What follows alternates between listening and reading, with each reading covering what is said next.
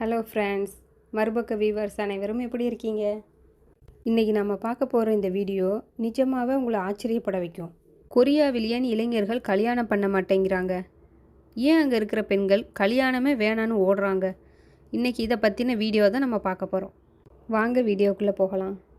பொதுவாக தென்கொரியான்னு சொன்னாலே நம்ம ஊர் பிள்ளைங்களுக்கு அங்கே இருக்கிற அழகான ஹீரோக்கள், அவங்களுடைய பாட்டு, ட்ராமா இது எல்லாம் தான் ஞாபகத்துக்கு வரும்.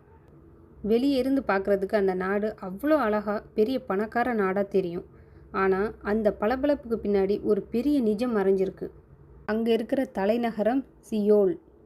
அந்த நகரத்தில் இருக்கிற தெருக்களில் நீங்கள் சாயங்காலம் நடந்து போனீங்கன்னா பெரிய பெரிய அடுக்குமாடி குடியிருப்புகள், கண்ணை பறிக்கிற விளக்குகள்னு எல்லாமே இருக்குது. ஆனால் அந்த வீட்டுக்குள்ளே போய் பார்த்தா முக்கால்வாசி வீடுகளில் ஒரே ஒருத்தர் மட்டும்தான் தனியாக வாழ்ந்துக்கிட்டு இருக்காங்க. அங்கே இருக்கிற 20-30 வயசுள்ள இளைஞர்கள், குறிப்பாக பெண்கள், நாங்கள் கல்யாணமே பண்ணிக்க மாட்டோம், சாகிற வரைக்கும் தனியாகவே இருந்துட்டு போகிறோம் அப்படின்னு ஒரு பெரிய முடிவை கையில் எடுத்திருக்காங்க. அவங்க மொழியில் இதுக்கு பிஹோன் அப்படின்னு பேர். அதாவது நாங்கள் திட்டமிட்டே கல்யாணத்தை தவிர்க்கிறோம் அப்படின்னு அர்த்தம். உலகத்திலேயே மிக குறைவான குழந்தை பிறப்பு விகிதம் இருக்கிற நாடு கொரியா தான். அரசாங்கமே பயந்து போய் தயவு செஞ்சு கல்யாணம் பண்ணிக்கோங்க, உங்களுக்கு வீடு தாரோம், காசு தாரோம் அப்படின்னு கெஞ்சுற நிலைமைக்கு வந்துட்டாங்க. ஆனால் அங்கே இருக்கிற இளைஞர்கள் நீங்கள் என்ன தான் சொன்னாலும் நாங்கள் கல்யாணம் பண்ணிக்க மாட்டோம் அப்படின்னு ஒத்த காலில் நிற்கிறாங்க. இதனால் அங்கே இருக்கிற பல பள்ளிக்கூடங்கள், கல்லூரிகளில் பிள்ளைங்க இல்லாமல் மூடிக்கிட்டு இருக்காங்க. மனுஷங்களே இல்லாத நாடாக கொரியா மாறிக்கிட்டே இருக்குது. இப்படி ஒரு நிலைமை ஏன் கொரியாவில் உருவாச்சு? ஏன் அங்கே இருக்கிற இளைஞர்கள் காதலையும் கல்யாணத்தையும் வெறுக்கிறாங்க? இதுக்கு பின்னாடி இருக்கிற உண்மையான காரணம் என்ன தெரியுமா? அங்கே இருக்கிற வாழ்க்கை செலவு தான் முதல் காரணமே. வெளியே இருந்து பார்க்குறதுக்கு கொரியா ரொம்ப பணக்கார நாடாக இருந்தாலும் அங்கே இருக்கிற சியோல் நகரத்தில் ஒரு சின்ன வீடு வாங்குறதுக்கு கூட ஒரு மனுஷன் அவனோட ஆயுசு முழுக்க உழைச்சாலும் பத்தாது. வீட்டு வாடகை, சாப்பாடு, துணிமணி, அன்றாட செலவுகள் எல்லாமே அவ்வளோ விலைவாசி. தனியாக வாழும்போது பொருளாதார ரீதியாக சமாளிப்பது இவ்வளோ கஷ்டமாக இருக்கும்போது இதில் கல்யாணம் பண்ணி இன்னொருத்தரையும் கூட்டிகிட்டு வந்து எப்படி நான் குடும்பம் நடத்துவேன் அப்படின்னு இளைஞர்கள் பயப்படுறாங்க. அடுத்ததாக அதை விட பெரிய சவாலான விஷயம் ஒன்று இருக்குது. அதுதான் அங்கே இருக்கிற வேலைபளு. கொரியாவில் காலையில் 9 மணிக்கு வேலைக்கு போனால் ராத்திரி 10 மணி வரைக்கும் தொடர்ந்து உழைக்கணும். வாரத்துக்கு 5 நாள் இதே நிலைமை தான். இதனால் அவங்களுக்கு சொந்த வாழ்க்கை அப்படின்னு ஒன்றும் கிடையாது. காதலிக்கிறதுக்கோ இல்லை ஒருத்தரை புரிஞ்சுக்கிறதுக்கோ அவங்கக்கிட்ட நேரமும் இல்லை, மனசில் நிம்மதியும் இல்லை. எல்லாத்துக்கும் மேலே அங்கே இருக்கிற பெண்களுக்கு இதில் ஒரு மிகப்பெரிய வேதனை இருக்குது. கொரியாவில் படிப்பு, வேலைன்னு எல்லாத்துலேயுமே ஆண்களுக்கு இணையாக பெண்கள் இன்றைக்கி வளர்ந்துட்டாங்க. ஆனால் கல்யாணம்னு ஒன்று நடந்துட்டா குடும்பத்தையும் கவனிக்கணும், குழந்தையும் வளர்க்கணும், அதே சமயம் வேலைக்கும் போகணும்னு பெண்கள் மேலே மட்டும்தான் எல்லா பாரத்தையும் தூக்கி போடுறாங்க. கொரியா நாட்டு நிறுவனங்களில் இன்றைக்கி ஒரு எழுதப்படாத சட்டம் இருக்குது. ஒரு பொண்ணு கர்ப்பமாயிட்டா அவளுக்கு வேலை உயர்வு தர்றதே நிறுத்துகிறாங்க, இல்லைன்னா வேலையை விட்டே தூக்கிடுறாங்க. கஷ்டப்பட்டு படித்து இவ்வளவு தூரம் வேலைக்கு வந்துட்டு கல்யாணம், குழந்தைன்னு சொல்லி என் வாழ்க்கையையும் என் கனவையும் நான் ஏன் இழக்கணும் அப்படின்னு அங்கே இருக்கிற பெண்கள் கேட்குறாங்க.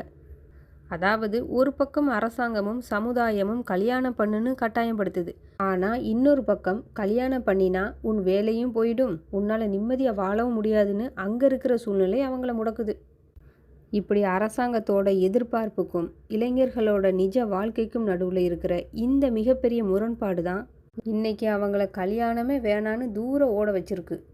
இப்படி சமுதாயத்தோட அழுத்தத்தால் கல்யாணத்தையே வேணான்னு ஒதுக்குற இந்த இளைஞர்களுடைய மனசுக்குள்ளே எவ்வளோ பெரிய வலியும் தனிமையும் இருக்குது தெரியுமா? அதை நம்ம கண்டிப்பாக புரிஞ்சுக்கணும். வெளியே இருந்து பார்க்கும்போது இவங்க சுதந்திரமாக இருக்காங்க, ஜாலியாக சுற்றுறாங்க அப்படின்னு தோணலாம்.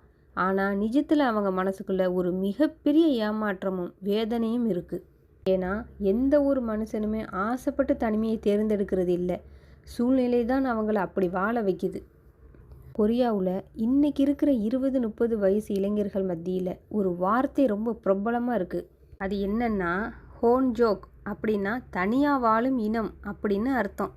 அதாவது தனியாகவே சாப்பிட்றது, தனியாகவே தேட்டருக்கு போகிறது, தனியாகவே சுற்றுலா போகிறதுன்னு அவங்களுடைய மொத்த வாழ்க்கையுமே தனிமைக்குள்ளே சுருங்கிடுச்சு. ஒரு நாளைக்கு 12 மணி நேரம் காலை இரவு பார்க்காம கஷ்டப்பட்டு உழைச்சிட்டு ராத்திரி ஒரு இருட்டு வீட்டுக்குள்ளே போகும்போது அங்கே அவங்க கூட பேசவோ சாப்பிட்டியாப்பான்னு அன்பாக கேட்கவோ ஒரு ஜீவன் கூட இருக்காது. அந்த நேரத்தில் அவங்க அனுபவிக்கிற தனிமை நரகத்தை விட கொடுமையானது.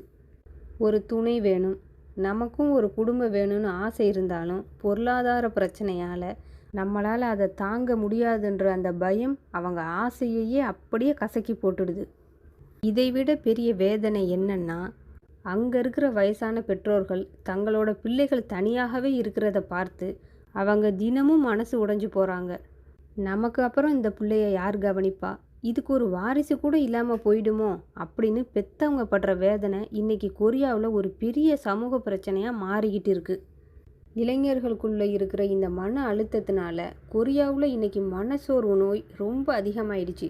குறிப்பாக தனிமையில் வாடுற இளைஞர்கள் தங்களோட மன வேதனையை யார்கிட்டேயும் சொல்ல முடியாமல் தவறான முடிவுகளை எடுக்கிற விகிதமும் நாளுக்கு நாள் அங்கே கூடிக்கிட்டே போகுது. ஆசை இல்லாததால் அவங்க கல்யாணத்தை தவிர்க்கலை. ஆசைகள் இருந்தும் அதை நிறைவேற்ற முடியாத ஒரு நிராசை தான் அவங்க நெஞ்சுக்குள்ளே ஒரு ஆறாத வழியாக இன்னைக்கு வரைக்கும் இருந்துகிட்ருக்கு.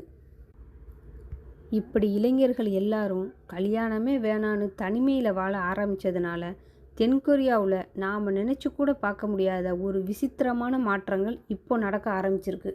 அது என்ன தெரியுமா? பொதுவாக ஒரு நாட்டில் குழந்தைங்க பிறப்பு அதிகமானால் அங்கே இருக்கிற பள்ளிக்கூடங்கள், குழந்தைகளுக்கான பொருட்கள் விற்கிற கடைகள் தான் அதிகமாகும்.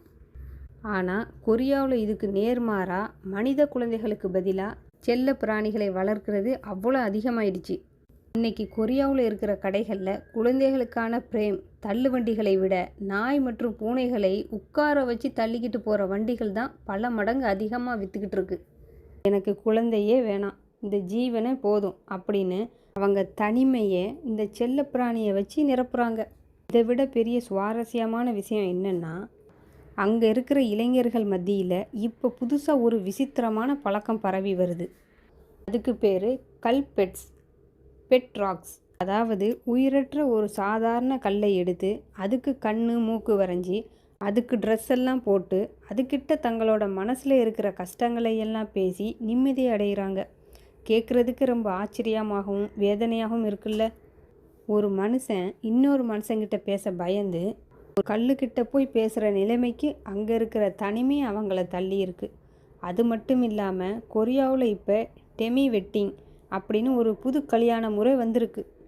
அது என்னன்னா, மணமகன் இல்லாமலோ இல்லை மணமகள் இல்லாமலோ தனக்குத்தானே கல்யாணம் பண்ணிக்கிறது. தனியாக வாழுற ஒரு பொண்ணு கல்யாண பட்டு உடுத்தி மேக்கப் போட்டு சொந்தக்காரங்களையெல்லாம் கூப்பிட்டு நான் என்னோடவே சந்தோஷமாக வாழ போகிறேன் அப்படின்னு அறிவித்து பெரிய பார்ட்டி வைப்பாங்க. கடைசியாக அங்கே இருக்கிற ஹோட்டல்கள் கூட இப்போ எப்படி மாறுது தெரியுமா? ஜோடிகளாக வர்றவங்களுக்கு முன்னாடி முக்கியத்துவம் கொடுத்த நிலைமை போய் இப்போ ஒருத்தர் மட்டும் தனியாக வந்து உட்கார்ந்து நிம்மதியாக சாப்பிட்ற மாதிரி சிங்கிள் பூத் கடைகள் தான் சியோல் நகரத்தில் அவ்வளோ பிரபலம். அரசாங்கம் என்னென்னவோ சலுகை கொடுத்து பார்த்தாங்க. ஆனால் சமுதாயம் கொடுத்த அழுத்தம் இன்னைக்கு அந்த நாட்டு இளைஞர்களை இப்படி ஒரு விசித்திரமான கற்பனைக்கு எட்டாத ஒரு புது உலகத்துக்குள்ளே கூட்டிகிட்டு வந்து நிறுத்தியிருக்கு. இப்படி தனிமையோட உச்சத்துக்கு போன தென்கொரியாவில் இப்போ மெதுவாக இன்னொரு மாற்றமும் வர ஆரம்பிச்சிருக்கு. இவ்வளவு நாளாக கல்யாணம் பண்ணிக்கோங்கன்னு காசு கொடுத்து கெஞ்சிக்கிட்டு இருந்த அரசாங்கமும் சமுதாயமும் இப்போ ஒரு நிஜத்தை புரிஞ்சிக்க ஆரம்பிச்சிருக்காங்க. அதாவது வெறும் காசையோ வீட்டையோ தூக்கி கொடுத்தா மட்டும் பத்தாது, இளைஞர்களோட நிம்மதியான வாழ்க்கைக்கு தேவையான சூழலை உருவாக்கணும்னு அவங்க இப்போ யோசிக்கிறாங்க. இதோட விளைவாக கொரியாவில் இருக்கிற சில நிறுவனங்கள் இப்போ தங்களோட கடுமையான வேலை நேரத்தை குறைக்க தொடங்கி இருக்காங்க. வாரத்தில் 4 நாட்கள் மட்டும் வேலை செய்கிற முறையை கொண்டு வர்றாங்க.